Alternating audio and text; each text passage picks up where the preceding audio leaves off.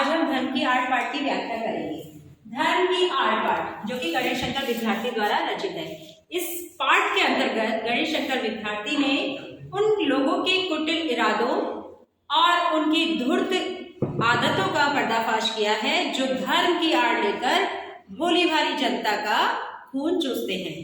अर्थात धर्म की आठ पाठ का जो शाब्दिक अर्थ है उसके अंदर कवि लेखक गणेश शंकर विद्यार्थी जी ने हमें ये बताया है कि किस प्रकार से चालाक और धूर्त लोग साधारण आदमी की अवस्था का लाभ उठाते हैं, उन्हें अपनी बातों में उलझाते हैं और अपने लक्ष्य की सिद्धि प्राप्त करते हैं।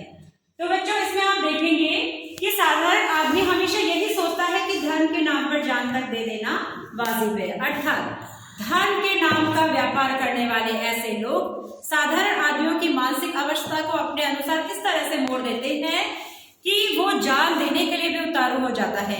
इतिहास ऐसे कई लोगों से भरा पड़ा है जहां आपने ये देखा होगा कि धर्म के नाम पर कितने जिहाद, कितने मजहबी दंगे फसाद ये सब कुछ होते रहते हैं। तो नेक्स्ट जो ये पैराग्राफ इसमें बताया गया है कि हमारे यहाँ जहाँ धर्म की धूम है, अर्थात धर्म के नाम पर एक साधारण आदमी मरने मारने तक को भी उतारू हो जाता है, वहीं पाश्चात्य देशों में धन के द्वारा लोगों को अपने वश में किया जाता है। उनकी बड़ी बड़ी अट्टालिकाएं मतलब होते हैं बड़े बड़े भवन, ठीक है। छोटे से गरीब मजदूरों की जो झोपड़ियां होती है, छोटे से घर है, उनका मजाक उड़ाती हुई प्रतीत होती है, क्योंकि वहां पर है, यहाँ धर्म की धूम है और वहां पर है पैसे की धूम। तो कभी हमारे इसमें लेखक हमें ये बताना चाह रहा है कि हमारे देश में बुद्धि पर पर्दा डालकर कुटिल लोग ईश्वर और आत्मा का स्थान अपने लिए ले लेते हैं। आपने देखा होगा कई प्रकार के धर्म गुरु जो कि वास्तविक रूप से धर्म के पुजारी नहीं थे, वरन पैसों के लिए ये सब कुछ करते थे। उन्होंने किस तरह से जनता को छला और अपनी स्वार्थ सिद्धि की और अंत में उनको क्या मिला? केवल जेल की सलाखी। ऐसे कई उदाहरणों से हमारा इतिहास भरा पड़ा है, ठीक है। तो ये लोग क्या होते हैं? धर्म के नाम पर इंसानों को आपस में लड़ाते भिड़ाते हैं और ये व्यापार करते हैं धर्म का व्यापार करने वाले ये लोग। इनकी कुटिल चालों को रोकने के लिए लेखक गणेश शंकर विद्यार्थी हमें ये कहते हैं कि हमें सोच समझकर कार्य करना होगा, साहस और दृढ़ता से काम लेना होगा, ताकि ऐसे इनके जो इरादों को, गंदे इरादों को हम दूर कर सके अपनी सच्चाई, ईमानदारी, धैर्य, साहस, इस तरह के मानवीय मूल्यों के द्वारा। तो लेखक हमें ये बताना चाह रहे हैं, अगर कोई व्यक्ति धर्म के नाम पर इस तरह का कार्य करता है तो ऐसे लोगों के कृत्यों को षड्यंत्र समझा जाए और उनके इस कृत्य को स्वाधीनता के विरुद्ध कार्य समझा जाए, ठीक है।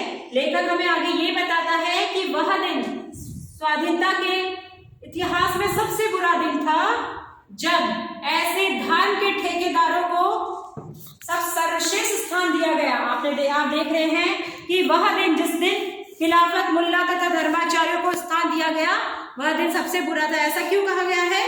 क्योंकि हालांकि मैं ये नहीं कहती, यह पाठ ये नहीं कहता कि धर्माचार्य बुरे होते हैं, परंतु उनमें से कई जनों ने केवल अपने स्वार्थ की सिद्धि की। उन्होंने लोगों को गुमराह किया। जो संस्था, धार्मिक संस्था जो लोगों को दिशा दिखाने वाली थी, ठीक है, लोगों को धर्म का मार्ग दिखाने वाली थी, उन संस्थाओं ने ही लोगों को पथभ्रष्ट किया, अंधविश्वास के नाम से उनके साथ खेला। इस वजह से ये कहते हैं कि वह दिन स्वाधीनता के आंदोलन में सबसे बुरा दिन था, ठीक है, और जिसका फल आज हमें भुगतना पड़ रहा है। ये लोग सर्वे सर्वा बनकर जनमानस की भावनाओं के साथ खिलवाड़ करते हैं, ठीक है, उनको मानसिक रूप से गुमराह करते हैं। लेखक कहता है, शंख बजाना, नाक दबाना, नमाज पढ़ना धर्म नहीं है, वरन जो वास्तविक धर्म है वह है शुद्ध आचरण। शुद्ध आचरण मतलब एक अच्छा सुंदर व्यवहार, ठीक है, शुद्ध आचरण और सदाचरण, अच्छे मार्ग पर चलो, मानवीय मार्ग पर चलो। मनुष्य है, मनुष्यत्व धर्म का पालन करो, दया, धर्म, मानवता, परोपकार, ऐसे आदर्शों को अपने जीवन में अपनाओ, क्योंकि अगर हम इस तरह के कार्यों को अपनाएंगे तो हमें ईश्वर को या किसी प्रकार के संत या गुरु को रिश्वत देने की कोई आवश्यकता नहीं होगी, क्योंकि वास्तविक धर्म के जो स्पष्ट चिन्ह है वह तो शुद्ध आचरण और सदाचार है। ठीक है, इस वजह से लेखक अंत में इस निष्कर्ष पे पहुंचता है कि ऐसे धार्मिक लोगों से तो कई लोग, बहुत लोग अच्छे हैं जिनका कोई धर्म नहीं है, जिनका कोई ईश्वर नहीं है। वे लोग जिन्हें हम आस्तिक न कहकर नास्तिक कहते हैं, क्योंकि वह किसी गरीब को देखकर उसकी गरीबी को दूर करने का प्रयत्न करते हैं, वह किसी मुसीबत में फंसे इंसान को देखकर उसकी मुसीबत को दूर करने का प्रयत्न करते हैं, क्योंकि उनके लिए सर्वे सर्वा बनना नहीं है, वो तो मन से किसी का कार्य करते हैं। हालांकि वो ईश्वर को नहीं मानते, परंतु उनका ईश्वरत्व उनके अंदर, उनके मन में ही कायम रहता है, क्योंकि उनका मन भलाई, शुद्ध आचरण और सदाचार से निर्मित होता है। आशा करती हूँ आपको यह पाठ अच्छे से समझ में आया होगा। इसकी संक्षिप्त जानकारी मैंने आपको जो दी है उसे आप समझ गए होंगे। धन्यवाद।